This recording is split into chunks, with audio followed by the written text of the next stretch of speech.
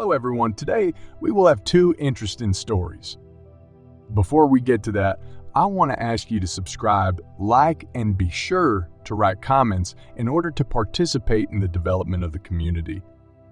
Write how to improve my community, current topics in the stories you are interested in, and much more. I read and listen to all the comments. People write me stories by mail from different countries. There are problems with translation. I apologize for this. I will work on it and try to fix these errors. I want to thank everyone for their support and the people who wrote to me by mail, broadcast news stories. New videos on my channel are published every 2 days at 7 p.m. Don't forget to put a bell in order not to miss new videos. And now let's go. Hello, I want to tell you my story. I've been married for 10 years. I've never cheated on my wife, although there were many opportunities. All this is because I'm already ripe for family life. I've had the experience of living with 2 girls and even with prostitutes. Before marriage, I tried everything that my imagination and squeamishness were enough for. Therefore, at the age of 35, I didn't want to experiment any further. I met my wife when I got a new job. She was the boss in the next department. She was divorced and had a child. At the same time, she was a beautiful, smart, and confident girl. We were somewhat similar to each other. 2 months later, without hesitation, we got married. After that, we lived soul to soul, had another child, and bought a house. I didn't look at other girls at all, but my wife began to behave very suspiciously a few years later. They say that girls always feel when men hide something from them. Therefore, it is useless for a man to lie. But recently, I had the same feeling. I couldn't figure out where this feeling came from. I just woke up in the morning and realized that my wife was cheating on me.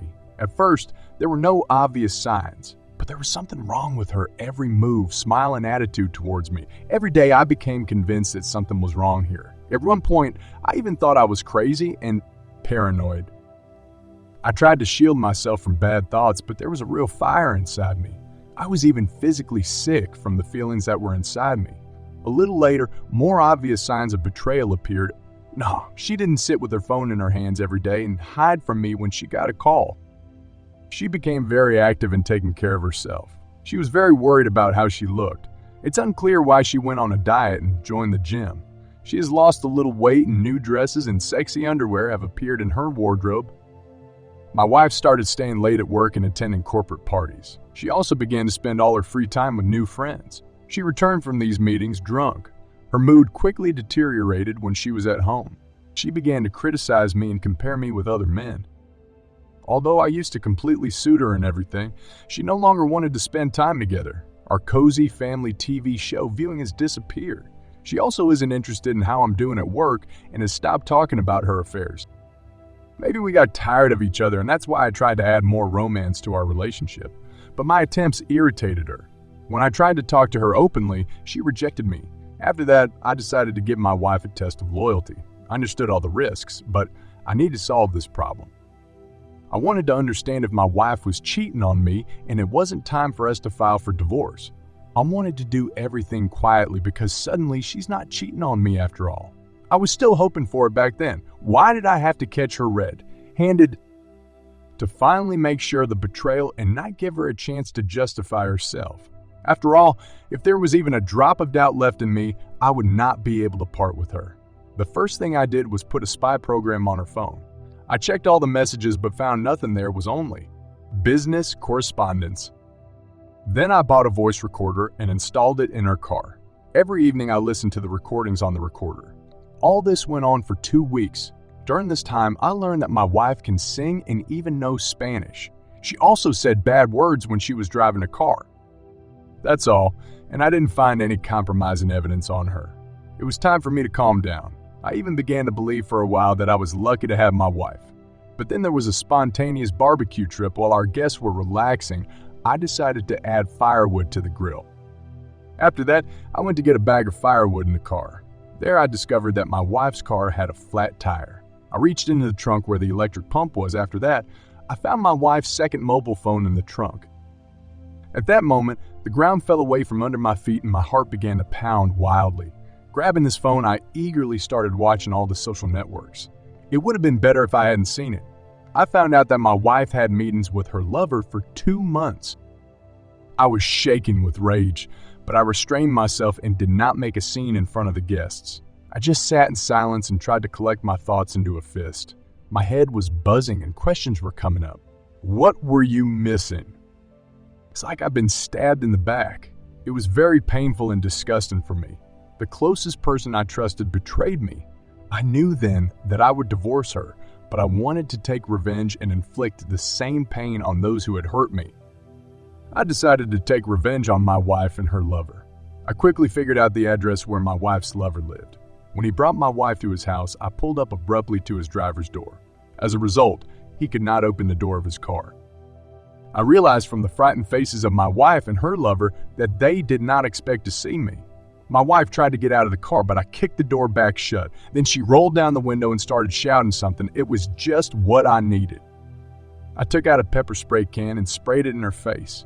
My wife and her lover started coughing and throwing tantrums. They couldn't get out of the car and couldn't breathe properly.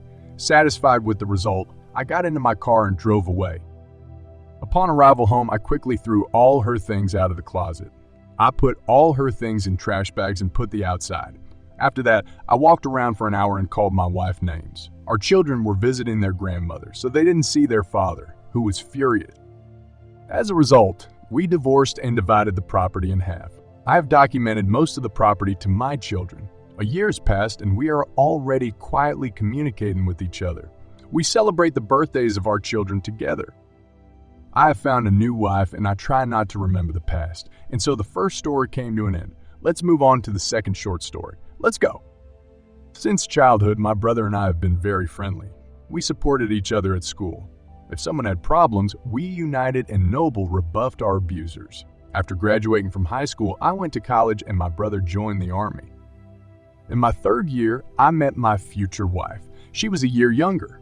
We were crazy about each other, so we got married soon. After that, we began to live soul to soul. After graduating from college, I got a good job. My wife didn't work. She was a housewife. After a while, we took out a mortgage on an apartment. We quickly paid off the mortgage and then purchased a country house. I also bought 2 cars for myself and my wife in general. Everything was fine as in a fairy tale. But my brother went to work at the factory as an apprentice. He was good at it and soon became a master. Accordingly, his salary has increased. But one day my brother got paid and was sitting in a bar drinking alcohol. After that, a fight broke out and he stabbed the man with a knife. And his life went downhill. He was in prison, but when he was released, he committed crimes again. After that, he was sent back to prison. When he went to prison for the first time, I supported him. I hired lawyers for him and brought in groceries. But the second time, my hands dropped. I only came to the court session. Slowly, in my busy life, I forgot about my brother. But one day, the doorbell woke me up. My brother was standing in the doorway. He asked me to put him up at my country house for a while because he had nowhere to go. Of course, I couldn't refuse him.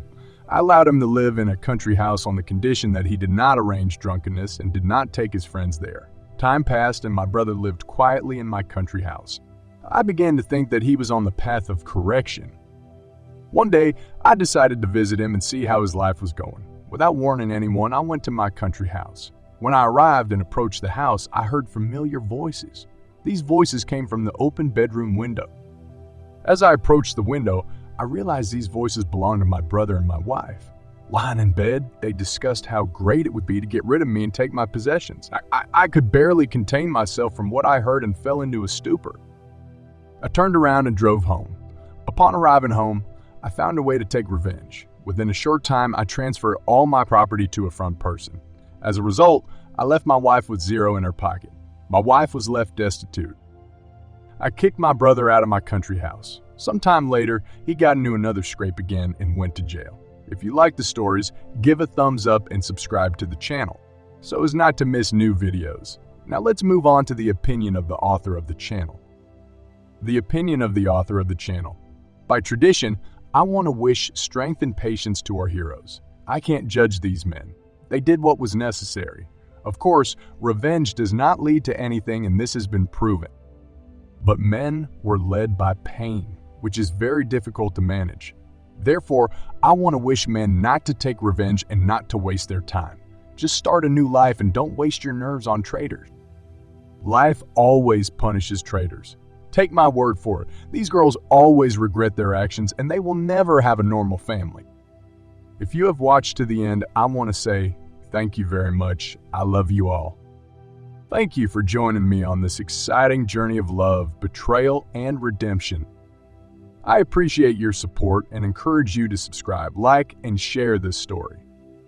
Your participation and feedback are invaluable for shaping our content and promoting mutual understanding and community growth. Until we meet again.